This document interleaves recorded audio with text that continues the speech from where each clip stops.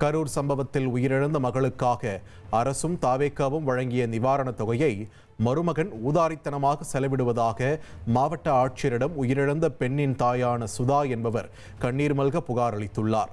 அரவக்குறிச்சி வட்டம் புதுப்பட்டி கிராமத்தைச் சேர்ந்த பிருந்தா காதல் திருமணம் செய்த இவர் உயிரிழந்த நிலையில் அவரது கணவர் சுதன் வேறொரு பெண்ணுடன் தொடர்பில் இருந்து கொண்டு சுதாவிற்கான நிவாரணத் தொகையை வீணாக செலவிடுவதாக கூறப்படுகிறது.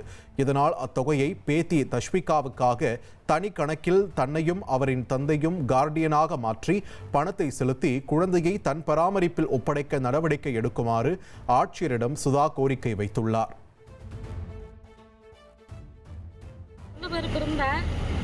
என் பிள்ளைக்கு கல்யாணம் முடிஞ்சு 3 வருஷம் ஆகுதுங்க. என் மருமக வச்சு படைக்கலுங்க. 2 வருஷம் என் பிள்ளை வீட்டில் தான் இருந்தான். விஜய் மீட்டிங் போனதுனால என் பிள்ளை இறந்துட்டாங்க.